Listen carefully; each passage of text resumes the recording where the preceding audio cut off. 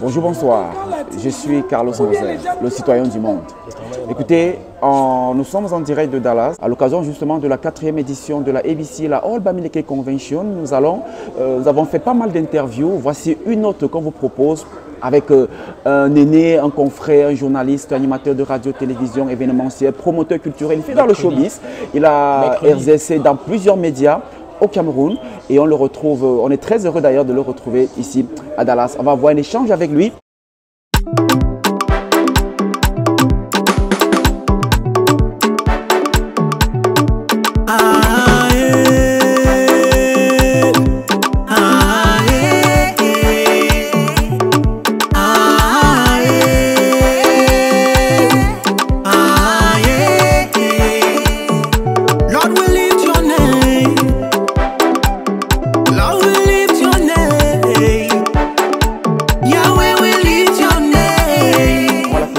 Tout de suite, il va s'installer. Monsieur Guillaume Tupou, reconnu au nom de Safi Star. Bonjour grand frère. Bonjour. Ça va? Ça va très bien.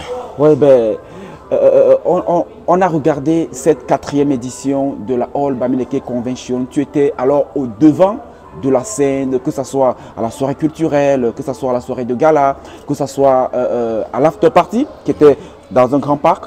Alors, on aura quelques images tout à l'heure. Quelle est la note que tu donnes? Parce que je ne pense pas que tu étais dans le comité d'organisation.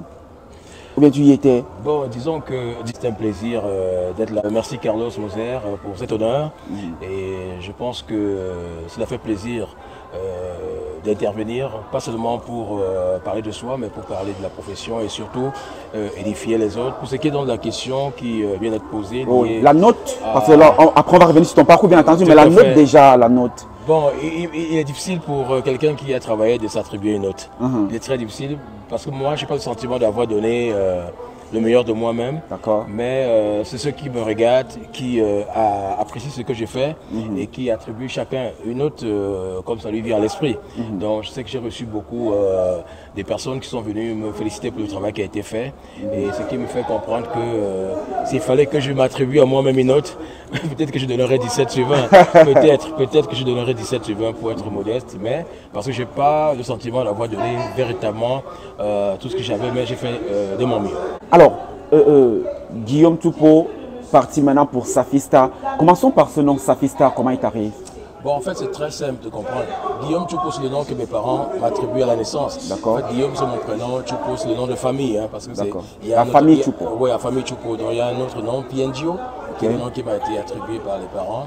Et comment est-ce que j'arrive à Safi Star? En fait, je suis footballeur à l'époque. D'accord. Je suis au lycée, mais je joue au football en même temps. Quel lycée? J'ai fait plusieurs lycées. J'ai fait le lycée de la Cité Verte, le CS de la Cité Verte à l'époque. Okay. J'ai fait le lycée de Biémassi. Ça, c'est Douala, ça? Non, Yaoundé. Ah, la Cité Verte, ok. Pas Cité des Palmiers. Douala, c'est la Cité des Palmiers. Voilà. Okay, La Cité des Palmiers, Cité Verte à Yaoundé.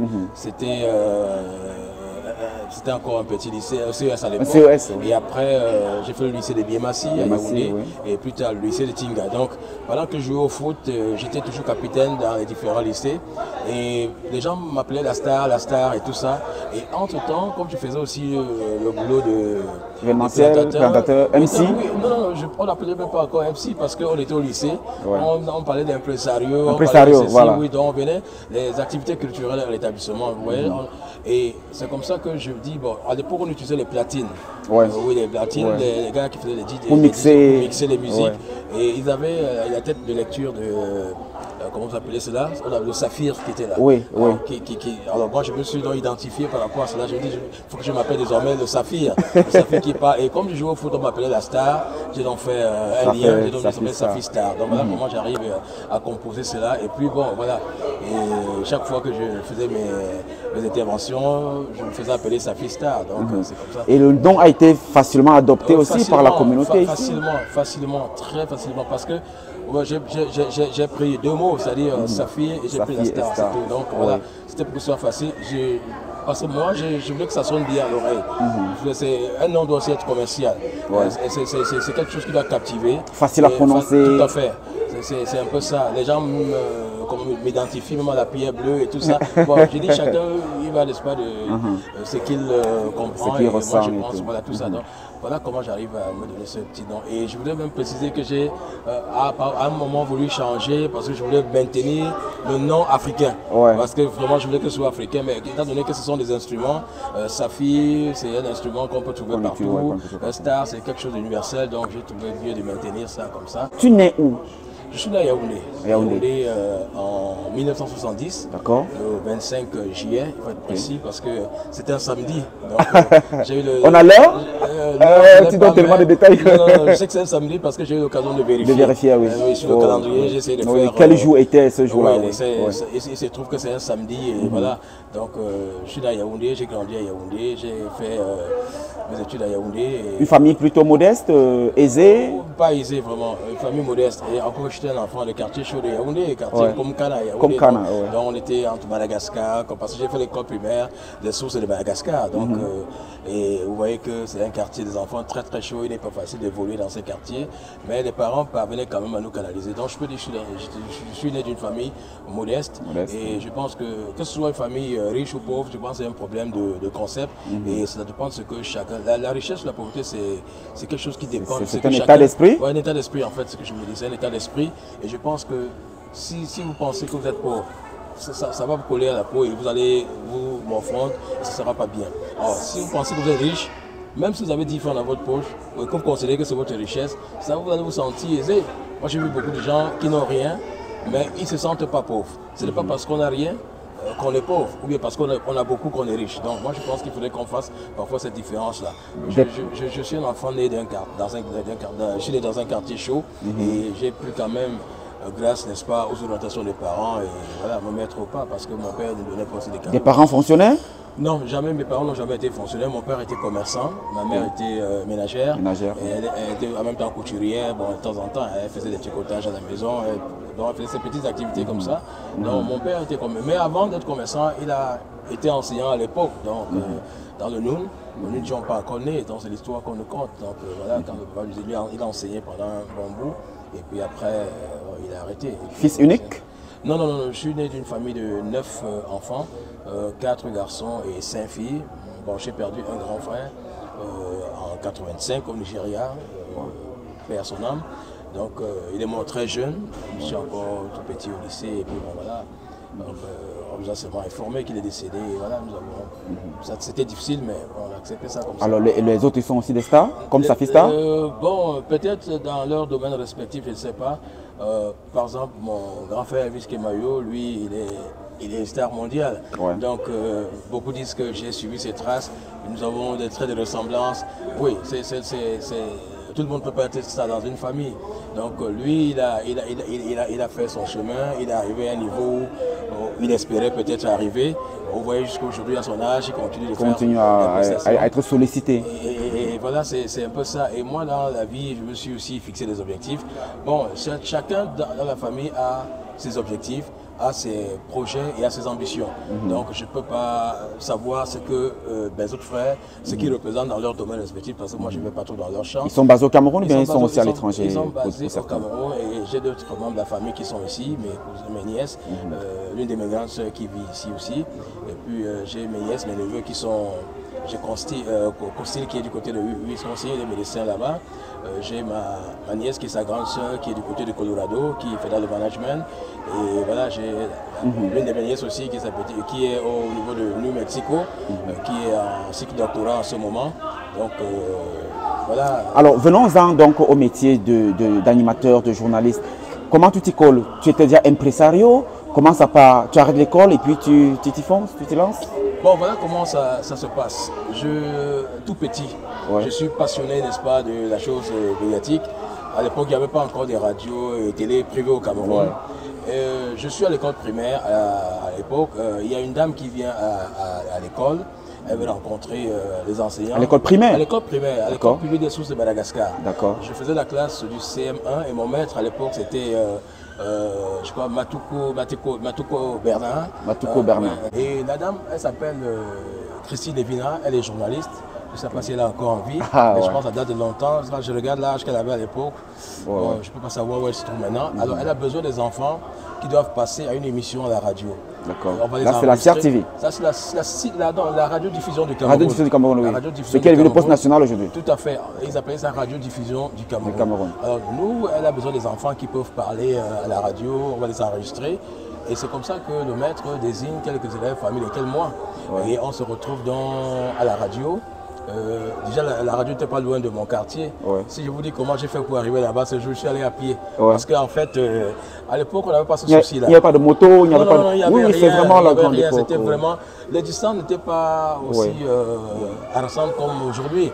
Donc, je suis passé, puisque je vivais en Comcane à Madagascar, j'ai pris la numéro Bastos, je suis arrivé à Loncac et j'étais à la maison de la radio. Est-ce que tu sais pourquoi le maître t'a mis sur la liste? Est-ce que même avec le recul, peut-être que tu étais l'un des plus intelligents de la classe, peut-être tu répondais mieux aux questions. Non, j'étais pas... Selon toi, c'est quoi la... Qu'est-ce qui a motivé qu'est-ce qui s'est passé à l'époque primaire? On faisait des évaluations chaque mois et on classait les élèves en fonction de leurs notes. On était parfois 3 challengers à l'établissement. Ce qu'on appelle ex-aequo. Tout à fait. Il y avait Jekyll Benjamin, un ami à moi qui était footballeur, là, dans le tonnerre de Yaoundé, il est en Virginie actuellement. On a Patrick Chou-Michel qui est du côté de la France. Il y avait une autre fille, Marine Gonga, on était 4 élèves. C'était comme s'il y avait un challenge, c'était de manière inconsciente. Et on nous classait donc comme ça. Et quand on vient demander les élèves qui peuvent parler à la radio, le maître nous choisit. Et c'est comme ça que moi j'arrive à la radio, ils enregistraient sur bande. Oui, avec les bandes. Voilà, et puis voilà, je suis là, je fais l'émission. On nous fait parler, réciter, chanter et tout. Et quand nous rentrons à la maison, le soir vers 19h, 20h, l'émission passe et les parents écoutent, nous écoutons. Et c'est comme ça que je prends goût, parce que je vois comment les gens font la radio, on s'active, c'était pas la première fois, c'était la première fois, et on est venu une deuxième fois nous chercher, toujours comme ça, et puis j'ai commencé à prendre goût. Parfois je quittais, j'allais à la radio comme ça, juste pour voir les journalistes, je les regardais comme ça. J'étais encore petit, j'étais naïf, mais je les regardais, ça me plaisait. Et après j'ai rentré à la maison, je ne parlais à personne, parce que je n'avais pas le courage de les aborder. Donc, mais Christine et Vinaki ne vivaient pas loin de nous à Madagascar, venaient de temps en temps à l'école chercher les élèves. Donc voilà comment je prends goût. Et en 82, quand tu rentres donc au lycée, et après tu vas dans le CES. Ça c'était l'école primaire. Ça c'était l'école primaire. Et toujours pour rester dans l'école primaire, parce que nous sommes en 84. Lorsque les Lions indomptables sont à la Coupe d'Afrique des Nations en Côte d'Ivoire, je crois que c'est la 14e édition. Alors moi je commence à fabriquer ma part de radio, comme on dit, c'est-à-dire je prends les éponges que je découpe sous forme de radio et je prends le bic, je dessine les baffles. Voilà. Et maintenant je prends un autre torchon, comment vous appelez ça, l'éponge. Je fabrique dans la tête du micro et je prends mon crayon à billes, c'est-à-dire le bic, je place là. Je commence à faire, j'imitais Albert Bengué, Zakarinko, donc je le faisais constamment. Et à la maison il y avait des postes radio cassettes et je venais de temps en temps utiliser les postes radio cassettes que je détruisais d'ailleurs parce que mes grandes sœurs achetaient souvent les cassettes, on utilisait les cassettes à l'époque. Et quand je viens, donc, je prends la cassette, je mets dans la radio, je commence, j'enregistre. J'enregistre ma voix, donc je bavarde.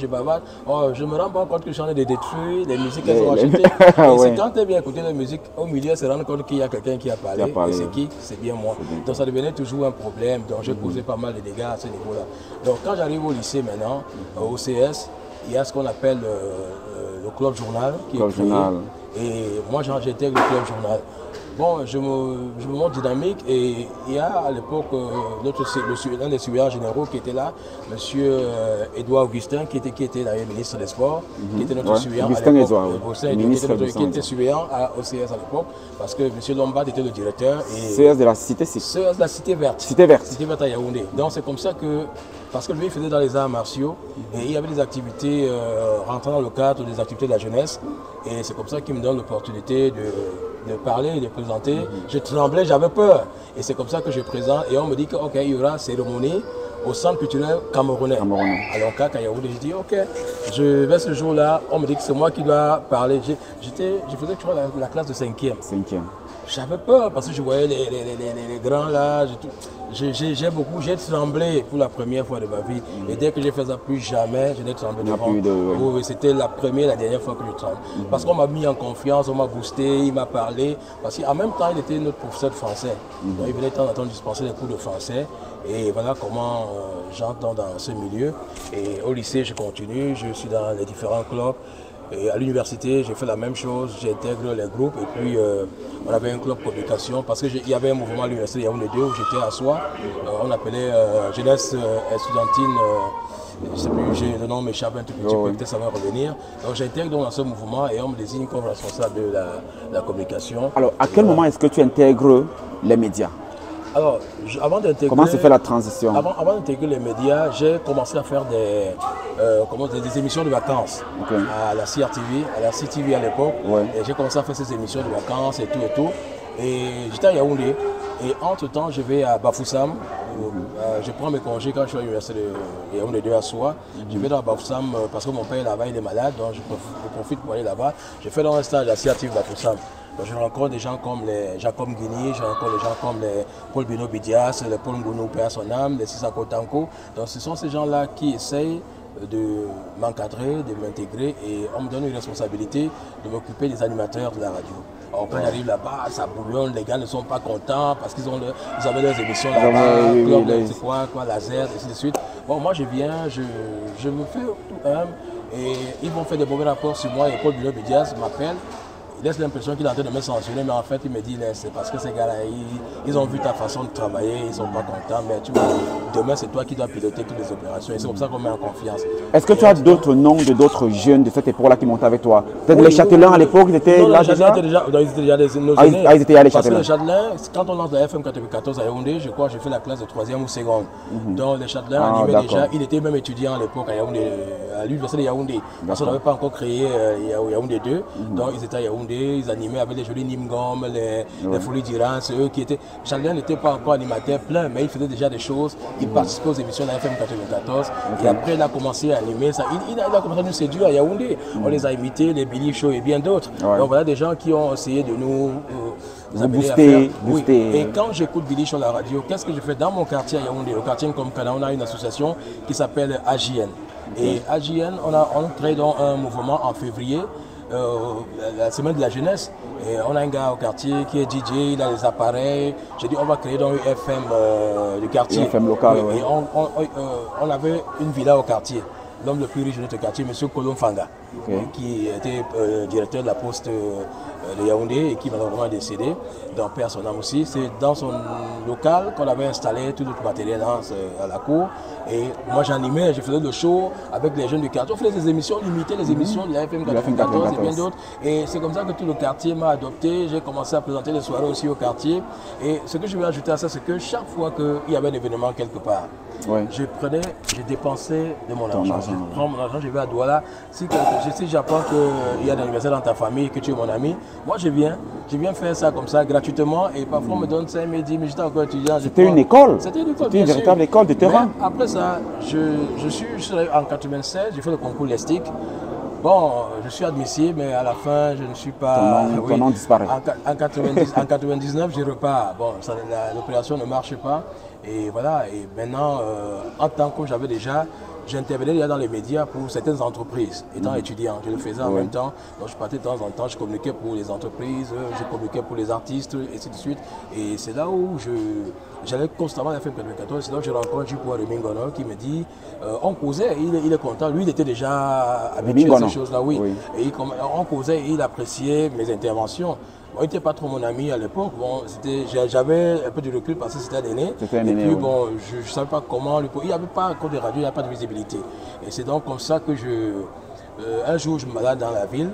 On est en 99. Non, en 2000.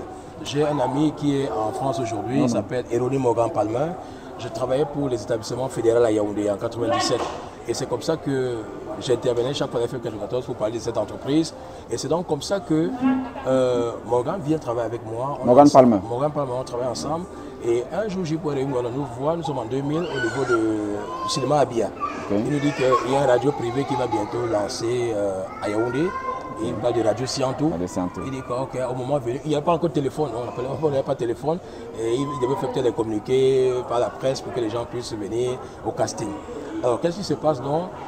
J'ai un frère à Yaoundé qui a une disquerie au niveau du Capitole, Chaval Music Record. J'arrive donc là-bas le même jour, je rencontre. C'était l'époque des disqueries vraiment, tout parce à que fait, la discothèque était quelque chose d'important. Et pour avoir un CD, c'était pas donné. Un CD coûtait extrêmement cher. Mais lui, il en avait. Moi, je pouvais prendre les musiques chez lui parce que c'était mon frère. Alors j'arrive, je trouve Isidore Mojo de Carré Digital, Père son âme aussi. Père son âme. Donc qui vient prendre les musiques chez mon frère. Bon, j'échange avec lui, il me dit qu'ils sont en train de tester une radio qui sont en train de mettre sur pied. Je demande laquelle il dit Radio Sianto. Entre-temps, il prend les musiques et mon frère, Chaval, lui dit que, ok, souvent, on entre dans sa voiture, il nous amène à Radio Sianto. Bon, j'arrive là-bas, c'était encore en chantier, hein, vraiment, les nuits, rien, mais ils étaient déjà en train de faire des essais. Et c'est comme ça que, quelques semaines après, je le retrouve chez Angoula Agi. Parce qu'il produisait des artistes et je faisais la promotion de musique, déjà de Messi Martin par exemple, Zouabala, j'ai fait la promotion de cette musique-là. Et il y avait les Anisa, Angoula, c'est bien Joseph Angoula. Joseph Angoula, bien sûr. Ouais. Donc, de Sky Radio. Oui, voilà. De Sky Radio. Les Abba Pierrot étaient là-bas, ils sont nombreux les artistes qui sont passés par son écurie. Et voilà comment je m'impose dans ces choses. Et c'est comme ça que j'y pointe. Nous voyons, on nous dit que bon, non, Isidore Mojo, Père son âme encore, on nous dit il y a casting ce soir. D'animateurs. Oui, des animateurs. Bref, dans tous les sens. On voulait journalistes, animateurs, on voulait tout le monde. Donc c'est comme ça que Morgan et moi, nous sommes ensemble, parce que nous marchons toujours ensemble à Yaoundé. Et on va donc chez mon frère prendre les musiques. On dit ok, on va changer tout ce qu'on avait à faire en journée. On est parti. On arrive à la gestion vers 17h. Mon frère, j'ai failli rentrer parce que j'ai vu pas de personnes. Une panoplie. J'ai dit, mais est-ce qu'on va s'en sortir? Est-ce que tu as quelques noms aujourd'hui? Est-ce qu'il y avait les Bojiko? Est-ce qu'il y avait les qui étaient dans ce... Bojiko n'était pas encore là. Je vais avoir l'occasion de vous en parler. Si on peut se tutoyer, moi j'aime bien ça, c'est convivial. Donc qu'est-ce qui se passe? Moi j'arrive, je trouve des gens que je ne connais pas. Mais entre-temps, je vois dans la foule les gars qui étaient collaborateurs à la CRTV, à la FM 94. Les Alain Dexter, les Issa Mahmouda, Père son âme. Tu vois beaucoup de gars qui sont là. Les gars que j'entendais constamment, je me demandais, mais est-ce que les Banga, Lazare, ils étaient pleins. Je reste là, je dis, et il y avait aussi des personnes inconnues. Alors quand Morgan et moi arrivons là-bas, on s'installe dans une salle, on prépare notre intervention parce que j'étais comme son invité, il devait être comme mon invité. Et subitement, à peine j'ai commencé à rédiger mon texte, on m'a appelé, que je suis le premier qui doit passer au casting. Le premier à tout ce monde? Oui, j'arrive, je dis, bon, moi, je n'ai pas eu la fausse, tu vois. Je suis venu, j'ai vu tout ce beau monde, mais tout ce que je me demandais, est-ce que je vais passer, est-ce que je vais réussir l'opération? Quand j'entre en studio, parce qu'on avait 30 minutes, je n'ai même pas fait 30 minutes. On avait qui comme jury? On avait J.P. Remingolo qui était là, on avait Isidore Mojo. Bon, j'avais trouvé des gars comme les Ampis Atango là-bas, les Julien Bettiné. Comme jury? Ampis Atango déjà, comme jury? Non, les Ampis ils faisaient partie de l'équipe de Isidore Mojo. C'était des gars qu'Isidore avait amenés. Bon, eux, ils étaient là comme des techniciens. Donc, il y avait d'autres personnes que je ne connaissais pas qui faisaient partie du groupe. Mais J.P. était là, Isidore Mojo était là. Mais... Je rappelle qu'Ampis aujourd'hui, il gère oui, Radio du côté de Sarmelima. Voilà, tout à fait. On est souvent en contact. Donc, c'est pour dire que quand on passe dans le casting, je sors du studio. Il y a quelqu'un qui m'approche. Il s'appelle Patrick Hermano. Patrick Hermano. Il me salue. Il me dit, mon frère, ce que tu as fait là, tu nous as fait peur. Je dis, comment dit, mais mon frère, tu as une voix qui... Ça, je pense que beaucoup de gens vont rentrer. J'ai dit, comment ça? Ça veut dire pour le casting? Il dit que non, gars, là, ce que tu as fait là, c'est mauvais. Les gars sont... Alors, tout le monde pouvait écouter quand quelqu'un passait? Il y avait un baffle qui permettait à tout le monde d'écouter. Tout à fait.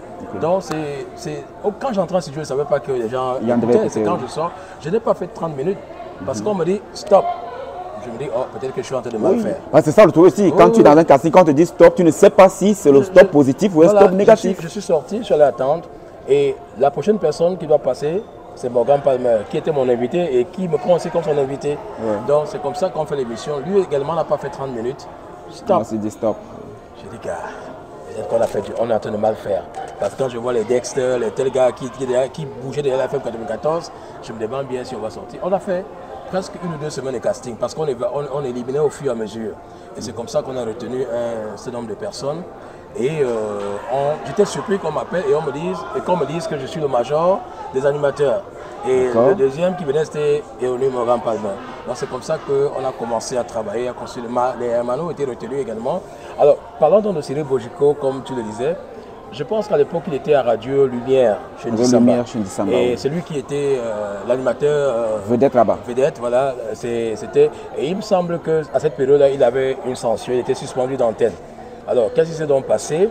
On avait déjà préparé toutes nos émissions. On devait lancer, je crois, le 12 juin 2000, à Radio Sianto, on devait lancer les émissions.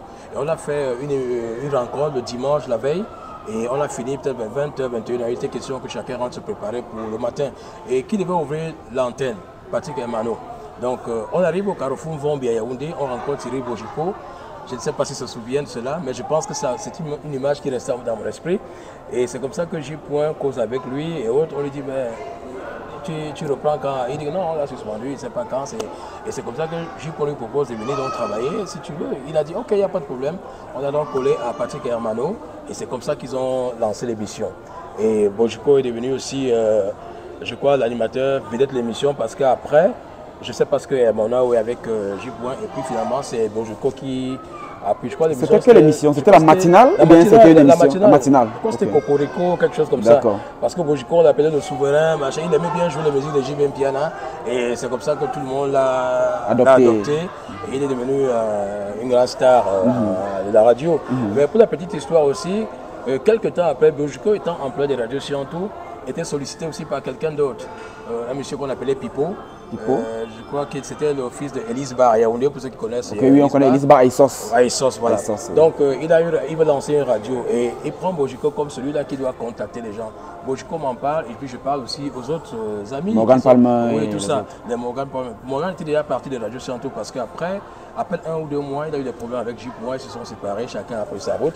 Et c'est donc comme ça que on continue avec J. C'était pas facile. Et Bojiko donc est avec nous. On va chez Pipo, chaque soir faire une réunion, des réunions par rapport à la nouvelle radio qu'on veut lancer, Magic FM. Et c'est comme ça que quand le projet est vraiment passé, c'est Bojiko qui est au centre de ce projet.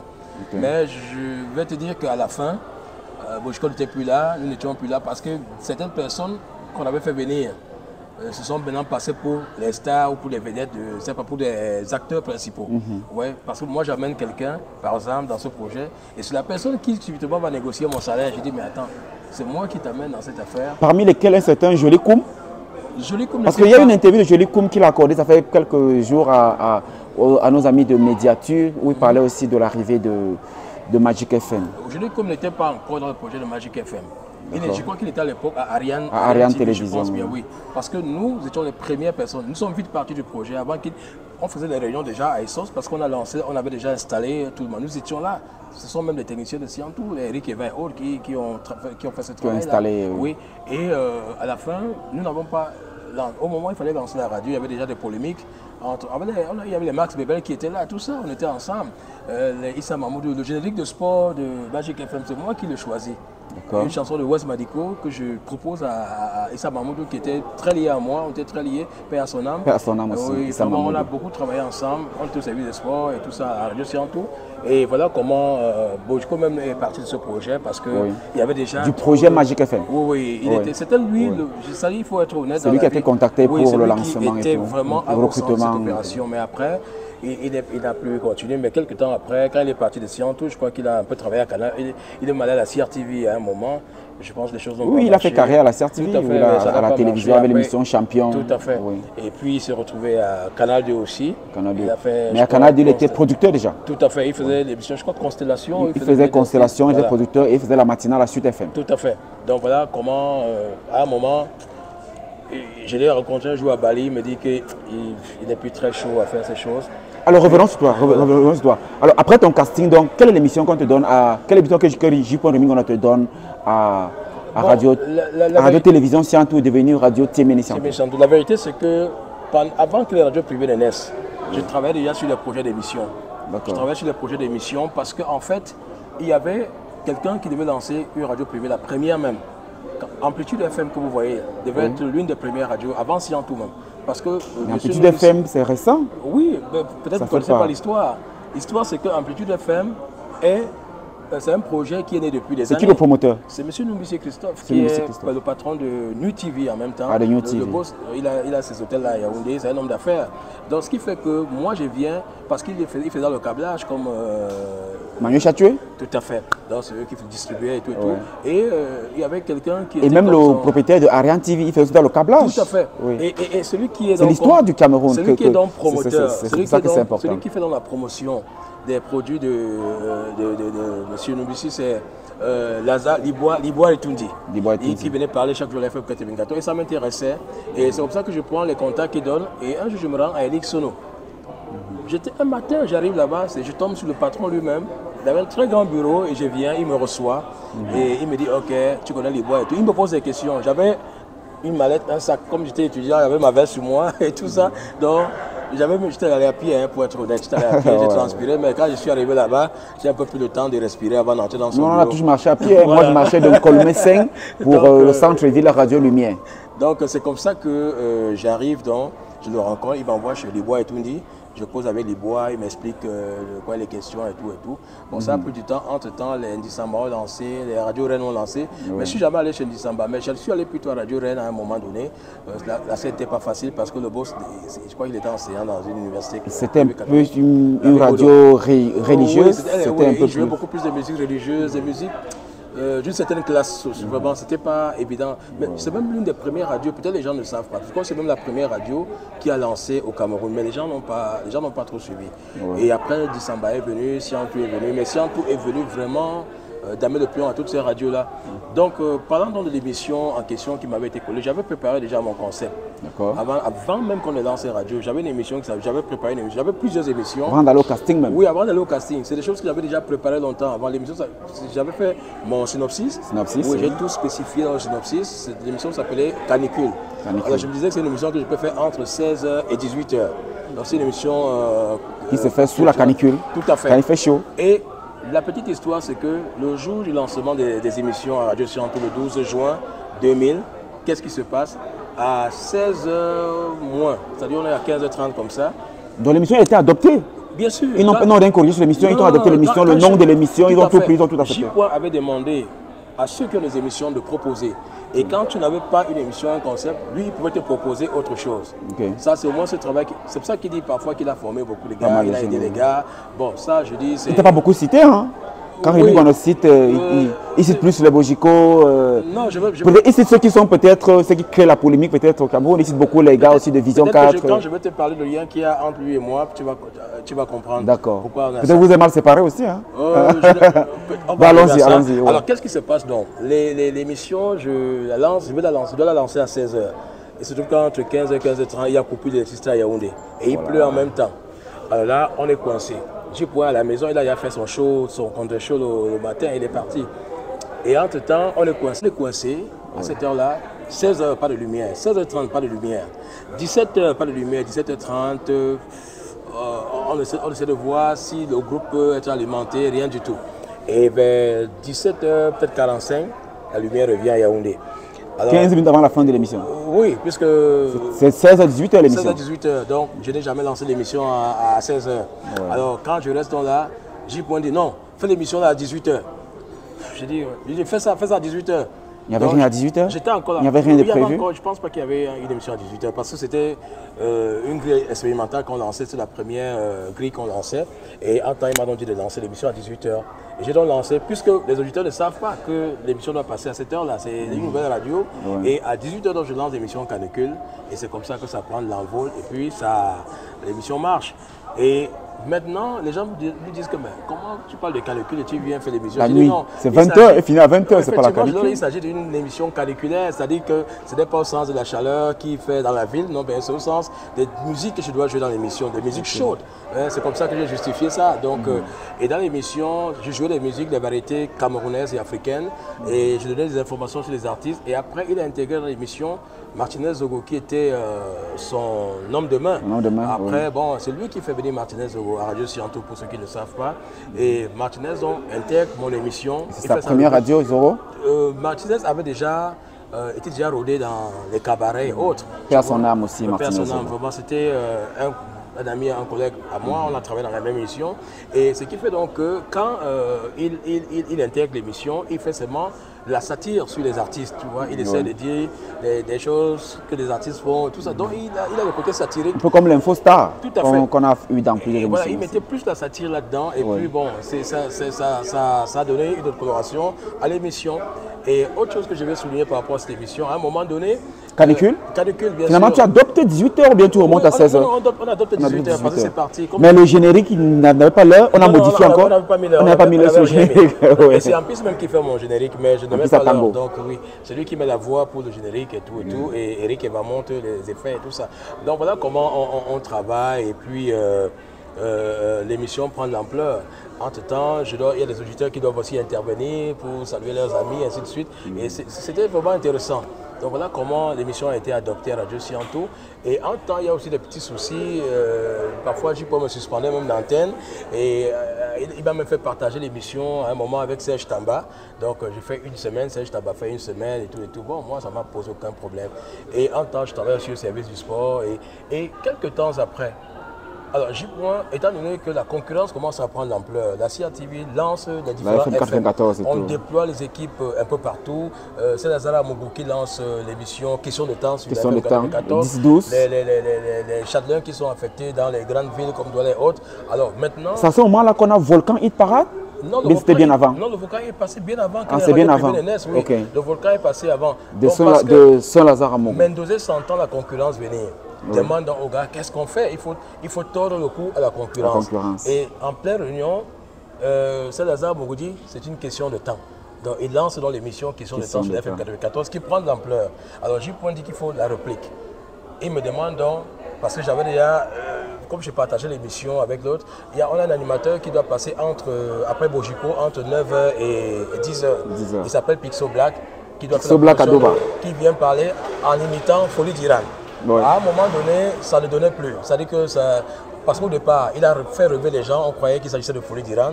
Et puisque ça ne donnait plus, qu'est-ce que j'ai pu en faire? Il fallait changer de stratégie. Il m'a donc dit à la réunion, c'est toi qui dois lancer une émission à cette heure-là. Parce que lui aussi avait des problèmes avec son émission. Parce que si entre 9h et 10h, tu ne parviens pas à captiver les auditeurs, ça veut dire que le condition de Jupon prend un coup. Oui, c'est comme ça qu'il m'injecte donc à cette heure-là. Et à la réunion, il me demande... Qu'est-ce qu'on met là? Je lance un jeu comme Saint-Lazare, j'appelle l'émission La Cagnotte. Okay. Je prépare les effets le vendredi. Alors Saint-Lazare, lui, c'est 10-12.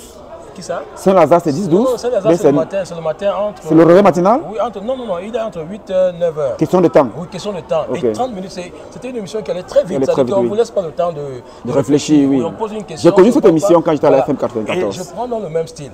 Je prends le même style, je prends la même vitesse. Je suis avec une collègue qui s'appelle... Un peu du copier-coller, non? C'est trop facile, ça? Non, du tout. En fait, c'est pas du je veux dire, je me suis inspiré parce que nous ne créons rien. Ouais. Nous ne créons rien, mais il fallait donner une réplique qui va au moins dans ce sens-là. Et on le faisait en duo. J'étais avec une collègue, Edith Mireille Maningwe. On m'a signalé il y a quelques temps qu'elle est décédée. Si c'est le cas, je prie pour que son âme repose aussi en paix. Donc voilà comment nous lançons cette émission. On fait le show. Vous l'appelez quoi? La Cagnotte. La Cagnotte. La Cagnotte. Et il y avait 9h-10h. Oui, il y avait des comment je peux appeler ça? Des lots à gagner. Oui, il y avait des lots, on avait des annonceurs et tout ça. Donc il y avait Cagnotte verte, Cagnotte rouge, et puis il y avait le jackpot qu'on pouvait gagner. Donc c'était un peu dans ce sens. On posait des questions sur l'actualité, sur la géographie, sur l'histoire, c'est presque tout. Et Saint-Lazare lui-même, après ses émissions, suivait aussi notre émission. Oui. Je me souviens qu'un jour, il est passé, il était dans un taxi, il est passé en Vombi, personnel. Il s'est arrêté, il a dit, ouais, il ne me connaissait pas physiquement, mais moi je le connaissais parce que lui, il était... Donc il demande que, on était assis au bar, à l'entrée de Sianto, Radio Sianto. Il demande que, il connaissait certains de mes collègues. Et moi, j'étais là, il ne me connaissait pas physiquement. Il y a sa fille star ici mais voilà, quelqu'un qui fait comme moi, il faisait la comédie, quoi. Ça, il nous a fait rire. Et quand on lui a dit que le voilà, il m'a embrassé, il m'a souri, il m'a dit, mon fils, mon petit, c'est bien ça. Oui, très sympa. J'ai connu Saint-Lazare à Mougou, j'étais à ses obsèques d'ailleurs. Il a dit, tu as réussi. Tu as voulu me déstabiliser, mon petit. On ne veut pas, heureusement que je passe avant toi le matin. Il dit, ok, il n'y a pas de problème, mon grand. C'est juste qu'on voulait blaguer. C'est une bonne guerre.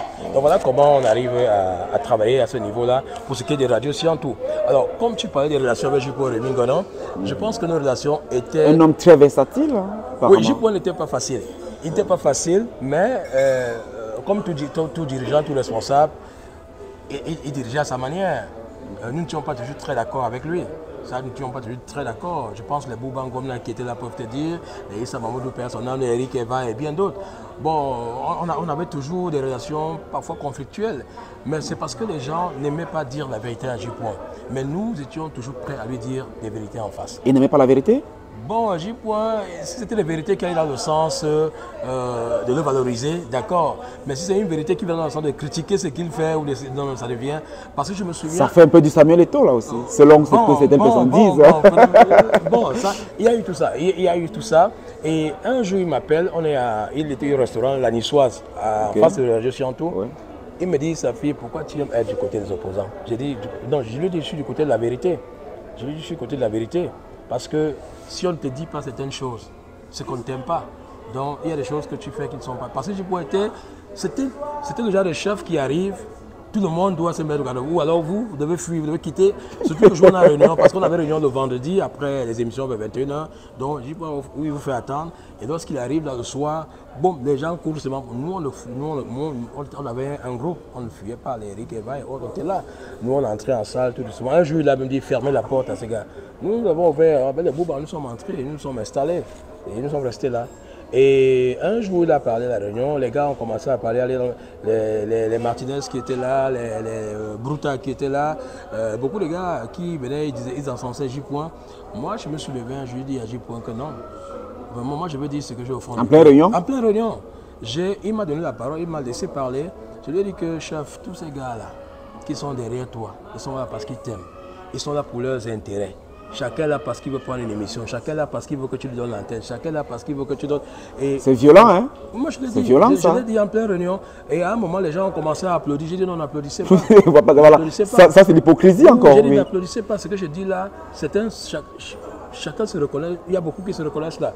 Alors, quand j'ai fini de parler, je me suis assis. Vous savez ce que j'ai pu faire? Non. Il m'a regardé comme ça. Il m'a regardé comme ça. Après, il a dit merde. Il a sorti 5000. D'accord. La bière coûtait 300 francs. À l'époque, ouais.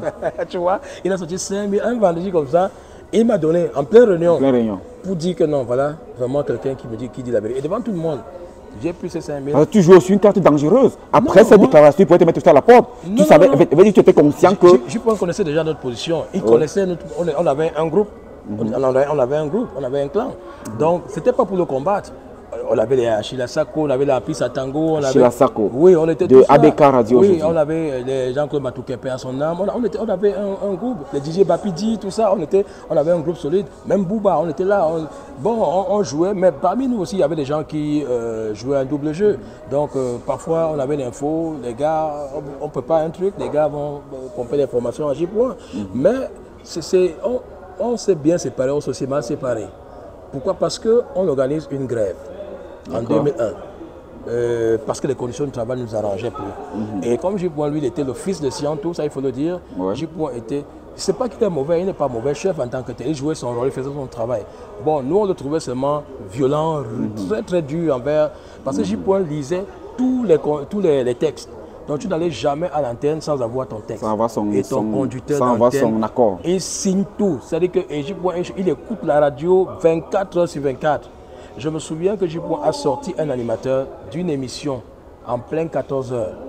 Ce gars avait pris une émission, je pense qu'il faisait, c'est passé dans le tourisme. Non, les têtes d'affiche, les têtes d'Afrique. Il parlait des personnes qui ont marqué l'histoire de l'Afrique. Et le gars a fait première émission. Il a préparé son émission, il a dit qu'il voulait 2 heures. On lui a dit que c'est excessif. 1 heure ou 30 minutes pour parler. Il a dit non, il a de la matière. Alors, on lui a donné l'antenne de 14 heures peut-être à 16 heures. Mais je t'assure qu'il n'a pas fait 30 minutes d'antenne. Il a bouclé son émission, c'est-à-dire que tout ce qu'il avait préparé, à 14 heures, il se répétait à l'antenne. Et J-Point étant chez lui, a demandé au gars de sortir du studio. Le gars a continué. J-Point est parti. Je ne me souviens plus de son nom, mais je pense qu'il n'est plus en vie, ce gars. Parce qu'en même temps, il correspondait pour RFI. On a fait un stage ensemble quelque part. Et J-Point venu à la radio, il a arrêté l'émission de sortie du studio. Et c'était son départ. Il n'est plus jamais revenu là-bas. Parce que J-Point écoutait la radio. Et quand il connaissait, c'est-à-dire que si tu as programmé musique, J-Point est au courant. Donc si tu as même fait 20 minutes dans ton conducteur, il connaît les 20 minutes musique. Donc si tu programmes une autre musique qui n'était pas dans ton conducteur, J-Point appelle. Il va appeler, oui. Et il se dit que c'est le gombo. Donc pour lui, il ne comprenait pas. Donc il avait ce caractère-là. autant on pouvait lui faire des critiques acerbes, autant aussi on pouvait comprendre que bon, c'était un chef. Mais nous sommes partis après la grève que nous avons organisée là-bas et nous avons gardé le contact, on est resté en contact. Après, je suis allé à Douala. Je travaillais, alors, avant de parler de la grève, c'était quoi le traitement salarial? Parce que là, je rappelle que là, tu pars des 5 000 que tu partais prendre à gauche, à droite dans des villes et tout. C'est ton véritable... Ça se cache chez l'étudiant. Oui, mais ça, c'est ton véritable premier contrat. C'est ton premier média.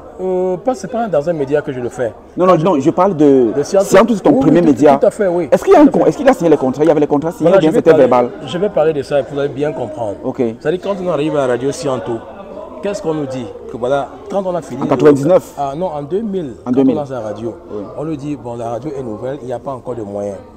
Voici comment nous allons procéder. On nous dit, on vous donne 1000 francs. Est-ce que vous voyez Siantou lui-même? Bien, vous ne l'avez jamais vu? Non, on ne le voyait pas parce que c'est J. qui était notre chef. Oui, okay. J. qui était notre chef. Et on n'avait pas assez parce qu'ils avaient leur bâtiment de l'autre côté et nous avions notre bâtiment de l'autre côté. Et J. était le relais, celui qui portait nos messages de Siantou. Mais à un moment, on a douté. Parce qu'à un moment, on a douté, on devait faire une pétition. Oui, parce que là, on a douté. Parce qu'on ne peut pas nous dire que voilà, on vous donne 1000 francs par jour. Il faut dire la vérité. Moi, je ne suis pas quelqu'un qui cache la vérité. Oui, c'est l'histoire. C'est notre histoire. 1000 francs par jour. C'était le contrat, 1000 francs par jour. Bon, non, il veut dire le contrat verbal. Tout à fait. On vous dit 1000 francs par jour de taxi. D'accord. Pour que vous veniez au travail. Et on vous donne ça chaque jour après. Le taxi coûtait 150? Disons 150, 100 francs parfois, donc on pouvait proposer. Et maintenant, il faut manger aussi. Voilà, donc c'est dans les 1000 francs là qu'on s'est débrouillé à manger. C'était assez. 1000 francs avec un taxi de 300, le taxi aller-retour, 700 francs. On réussissait quand même, mais en ce temps aussi. Bon, après, il faut payer le loyer aussi. Il faut payer le loyer aussi. Cette affaire de bière. J'avais la chance que j'étais encore chez les parents. Chez les parents, il faut être honnête. Comme beaucoup d'ailleurs. Tout à fait. Alors, quand on fait 3-4 mois, on se rend compte qu'on lui donne toujours les mêmes 1000 francs. On se dit, il faut que ça change. C'était chaque jour? Chaque jour. C'était disponible? Oui, on vous donnait chaque ça jour. chaque jour. Il y avait la caissière qui donne tes 1000 francs. Il y avait cet argent-là disponible, on vous donnait ça chaque jour. Maintenant, quand ils se rendent compte que nous demandons que les choses soient établies clairement et qu'on ait des contrats, bon, on dit, ok, on va progresser. J-Boy nous explique à la réunion, ok, on va désormais vous donner 2000 de transport, mais on vous donne ça à la fin du mois. Il y avait des annonceurs? Il y avait déjà quelques annonceurs MTN qui étaient déjà là. Il y avait Mobilis à l'époque qui est Orange aujourd'hui. Donc il y avait les impôts qui donnaient. Il y avait quand même des petites publicités qui étaient passées. La radio était nouvelle et ça cartonnait vraiment. Et J-Pro aussi avait beaucoup de relations parce qu'avant, Siantou, il avait tellement de contacts, des faux coûts qui venaient payer. Donc J-Pro était vraiment dans. Il avait déjà un nom, quoi. Donc, alors quand on lui donne les 2000, on nous paye ça à la fin du mois maintenant. Ça devient comme un salaire. Ça devient comme 60 000 à la fin du mois. Tout à fait. Mais on se rend compte que c'est de la roubladise. Pourquoi? 60 000, on ne pouvait pas vivre avec 60 000. On devenait déjà important pour la ville de Yaoundé. Parce que partout où on passait, même dans ta famille, tu ne pouvais pas facilement... sauf qu'en 2020, ça c'est 2000. Nous sommes en 2000. Alors en 2020, c'est-à-dire 2020-2022, il y a cela 2-3 ans encore, il y a les médias.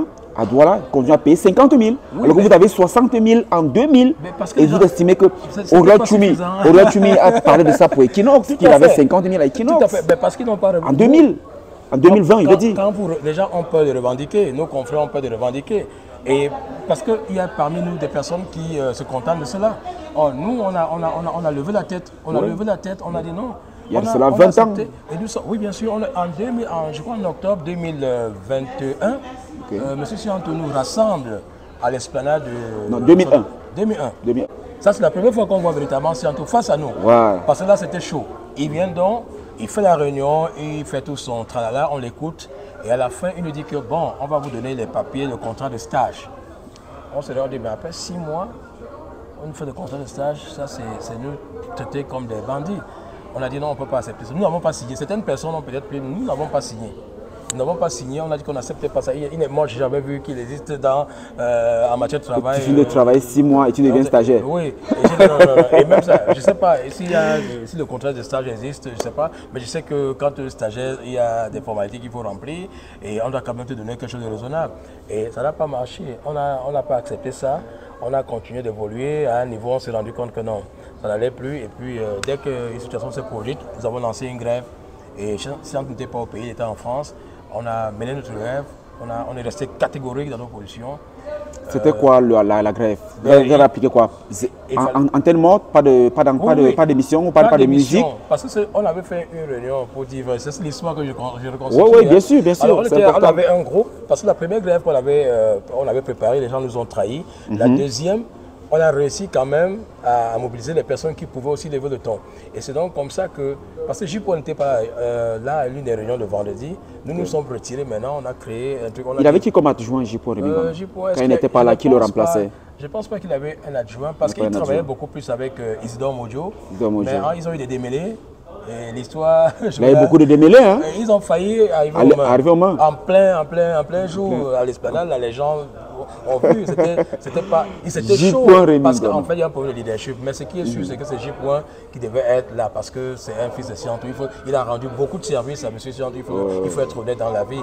Bon, Isidore, il venait comme responsable technique. Il venait installer, c'est celui qui a certainement fait toutes les installations là-bas. Mais J. était l'homme qui maîtrisait. Avec son studio Carrel. Carrel digital, studio oui. Carrel. C'est en Colmessin, à Yaoundé. Oui, en Colmessin, oui. Donc, J. maîtrisait quand même la situation.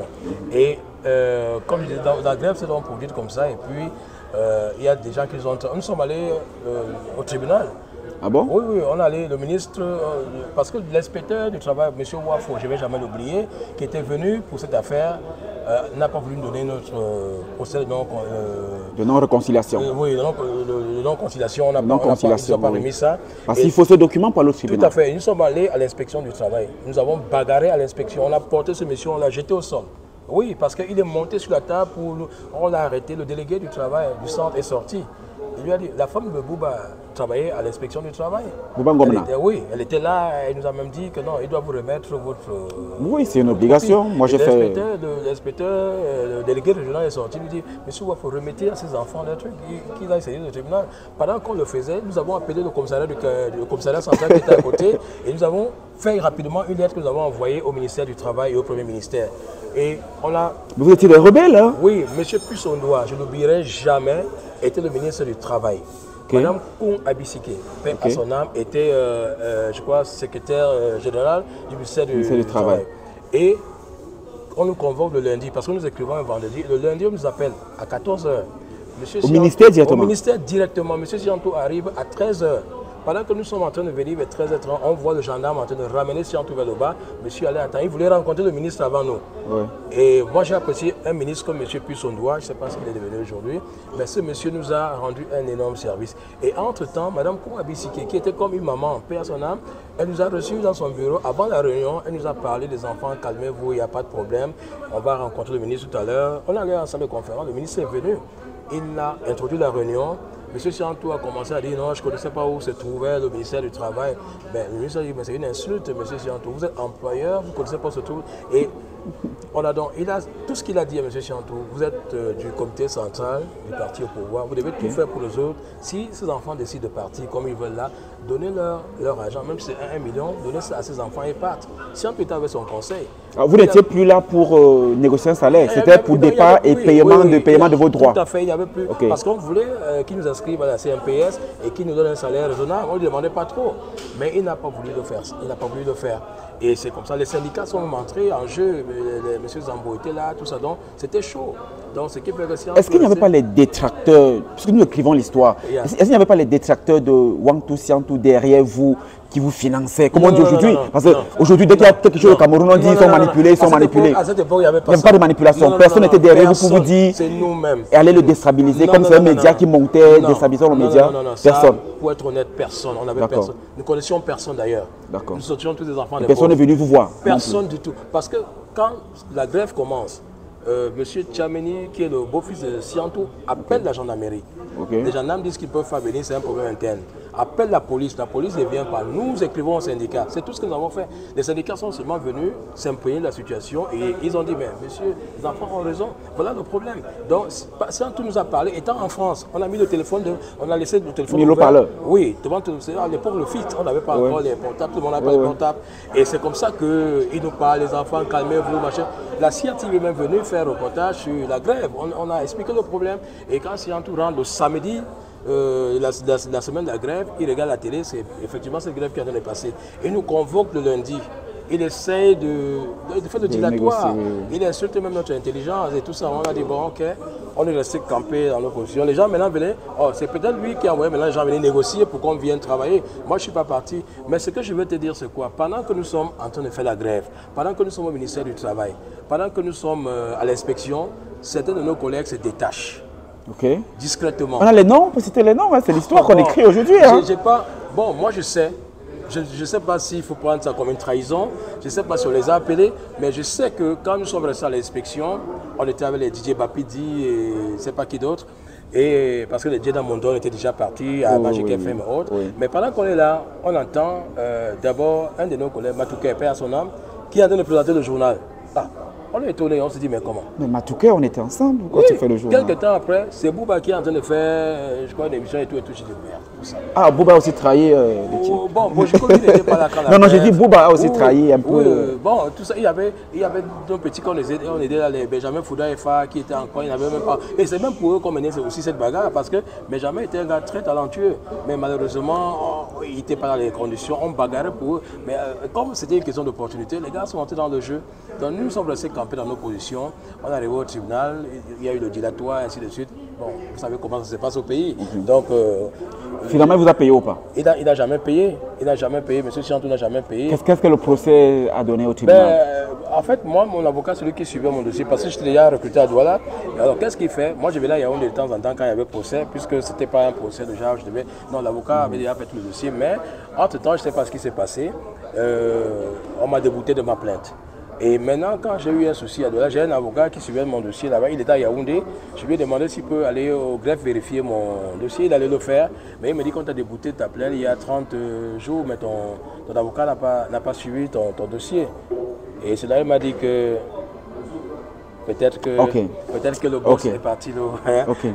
Alors, et puis donc, et c'est ainsi donc que tu quittes... Oui, je quitte Radio Chiantou. Radio Chiantou. Et donc, tout ce que tu as eu finalement, c'était les 1000 francs pendant 6 mois en termes de traitement salarial. Des 1000 francs et les 2000. Certains mois, il y a eu les 2000 ont commencé. Alors, tu pars donc de Chiantou. Oui, quand je pars de Chiantou. Où tu déposes tes valises où? Je pars de Chiantou et nous sommes en décembre 2001. Alors, je vais en Konsamba passer les congés de fin d'année. En temps, j'ai un ami qui doit se marier à Douala. Il m'appelle comme MC. Donc, je descends à Douala. Le DJ qui est là est en train de faire son show. Quand j'interviens, il est vraiment content, il est satisfait. Il me dit, mais mon grand, je veux te parler. Je dis oui. Il me dit, mais tu as annoncé tout à l'heure que tu es animateur, tu es journaliste. Je dis, mais il y a une radio qui est en train de lancer. Je dis, ah bon? Je dis, ok, je vais. Il me donne la fréquence. Donc quand je rentre au quartier, j'écoute. Ils ne font que de la musique. En mettant un peu de publicité. Ils faisaient un peu de la publicité. Système normal d'un lancement de radio. Tout à fait. Et maintenant, moi, j'identifie. Alors, je devais rentrer le dimanche, je ne suis plus rentré. J'ai attendu lundi, je suis donc parti là-bas pour voir de quoi était question. J'ai ma nièce avec qui je devais parler, elle était encore à l'école maternelle, elle est actuellement à New Mexico, à cycle doctorat, dans Zaïna Ange-Gloire, à qui je fais un coucou d'ailleurs. Donc elle a raté la première journée de classe pour la rentrée du deuxième trimestre. Oui. Et c'est comme ça que je vais dans la radio, on m'indique l'immeuble Ogmeni, je ne connaissais pas bien Douala. J'arrive dans l'immeuble Ogmeni. RTM. Oui, Real Time Music. La musique en temps réel. Quand j'arrive là-bas, il est peut-être 7h30, 8h. Alors, qui je trouve là-bas? Monsieur Tommy Holmes. Il est en culotte. Oui, il est en culotte et en babouche. Il dormait là-bas en fait, parce qu'il travaillait toute la nuit, c'est quelqu'un de très fin. C'était à l'immeuble Orménie déjà? Orménie, oui, 4e étage. J'arrive là-bas, je le rencontre, j'échange avec lui, je lui dis pourquoi je suis là et tout. Il me dit, ok, il y a un directeur, tu peux le rencontrer, il s'appelle Daniel Doumatoke. Il m'indique son bureau, je vais donc rencontrer Daniel, j'échange avec lui. Il me dit, ok, envoie-moi ton CV et tu me fais une demande d'emploi et tout. J'étais là et tu me fais la photocopie de ta carte d'identité. Alors je descends directement là, il y avait une boutique à côté, le secrétariat public. J'ai acheté les formats, rapidement j'ai écrit ma demande, j'ai fait mon CV et puis voilà. C'est ta première demande, hein? C'est la première demande. Parce que tu entres à Chiantou sans faire la demande? Non, j'entre à Chiantou sans demande. Et là-bas j'ai fait véritablement ma demande et j'ai fait mon CV. À Chiantou quand même on avait déposé les CV. Donc quand je fais le CV, je colle à ça la photocopie de ma carte d'identité. Je vais donc déposer, je mets dans une chemise, je monte déposer, je rentre à Yaoundé. Et voilà comment je reste un 1er avril 2002, Parce qu'ils ont lancé la radio en 2001, en décembre 2001. 2002, je sortais même du tribunal pour la faire Scientour. Et c'est comme ça que mon téléphone sonne. C'est une de mes collègues, anciennes collègues avec qui j'étais à Radio Scientour, Sidonie Cafo, qui est en Suisse ou en France maintenant, qui m'appelle. Elle me dit que est-ce que tu peux venir à Douala demain? Dynali veut te voir. J'ai dit c'est qui? Elle me dit non, c'est la patronne de la radio et tout. Vraiment, elle m'a posé des questions sur toi parce qu'elle a vu ton CV. J'ai dit ok, demain là, je ne sais pas, mais je vais me battre. Il était 17h. Et qu'est-ce que je n'avais pas d'argent sur moi, pour être honnête, j'étais foiré. L'éternel problème. Je suis avait déjà pris un coup, j'étais déjà, excusez-moi de dire ça. Hein. Et c'est comme ça que j'arrive, je me bats, je combatte un peu à gauche, à droite pour avoir 2000, 3000, 4000, 5000. J'ai pu avoir au moins 30 000 ce soir-là. Le lundi, c'était un lundi. Et le mardi, j'ai pris la route. Dans la nuit, à 18h, j'ai pris le bus. Je suis parti à Douala. Je suis arrivé à 23h mercredi matin. Je suis donc venu à la radio. Et quand j'arrive à la radio, on me reçoit.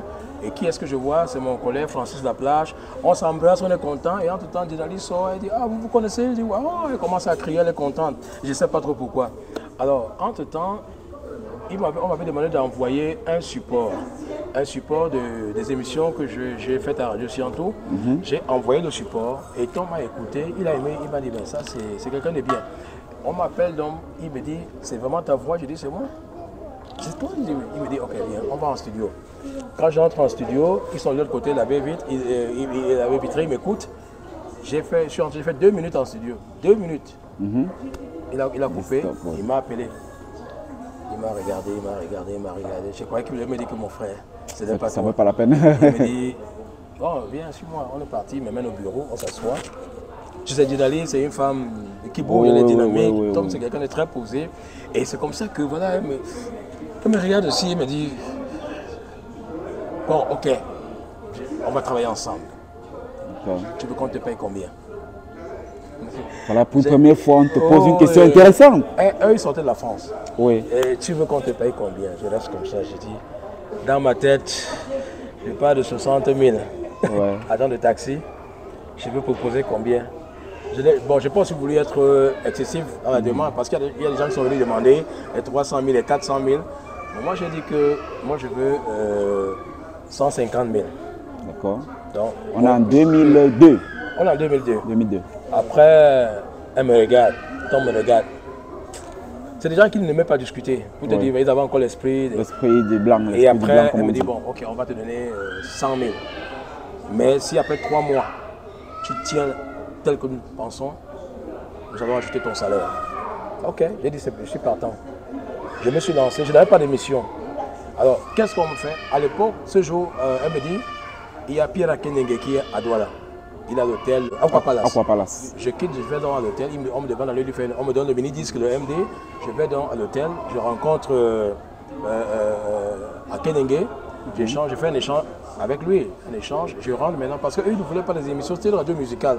On ne voulait pas de trucs, on voulait faire parler des artistes, mais en si peu de temps, moins de 20 minutes.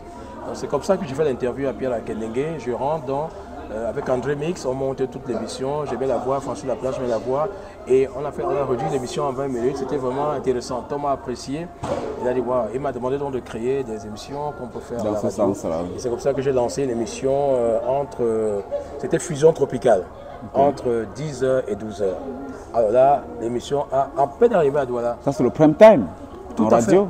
Et il n'y avait pas encore de radio. C'est la première radio privée du littoral. Première radio. Il n'y avait même pas sur la bas. Ah, il y avait sur la bas FM 105. Non, oui. Il y avait sur la bas public. Les radios privées, en fait. Oui, radio privée, c'est la première. Il y avait déjà la FM 105. Donc, nous sommes venus en force parce que les Jocelyne Nankam étaient déjà là. Les Nabil Fongon que j'ai trouvé là-bas. Les Sidonie Kafou est venue avant moi parce qu'elle et moi, on avait voyagé pour Konsamba et puis après, elle est restée là-bas. Donc, elle a travaillé, elle a commencé à travailler. En plus, à Tango aussi? En plus, non, en plus, c'est venu après. C'est nous qui appelons en plus bien pour qu'ils viennent à Suite FM quand on est en Suite FM. Donc, c'est comme ça que nous prenons la température dans la ville et nous lançons l'émission. Et Jocelyne a animé la matinale avec Nabil. C'était tellement intéressant. Jocelyne Nina? Non, Jocelyne Nankam. Nankam. Jocelyne Nina est venue plus tard. Plus tard, vraiment plus tard. Il y avait les Bel Ange, tout ça que j'ai rencontré, que j'ai trouvé là-bas, qui animait. Il y avait beaucoup de gens, les Reines Pouaka que j'ai trouvé là-bas, qui est à Houston maintenant. Elle était ici même pour l'événement. Donc, ce qui fait que à cette heure, on était en 2002 et nous étions à quelques mois de la Coupe du Monde. Et pendant ce temps, quand je lance Fusion Tropicale, on me dit voilà, il faut faire une émission avec Coca-Cola. sur les championnats de vacances et les championnats des jeunes. Là. Et je le fais. Et entre-temps, on me dit également qu'il faut faire une émission dans l'après-midi, le shoot, pour parler de la Coupe du Monde, donc donner déjà des informations. Et vous savez, l'Internet à l'époque, ce n'était pas donné. Donc il y avait une structure à Bonapriso qui nous permettait de venir surfer, avoir toutes les informations. Donc je le faisais chaque après-midi avec Jocelyne Nankam, Nabil Fongod. On était 3 présentateurs, c'était magnifique.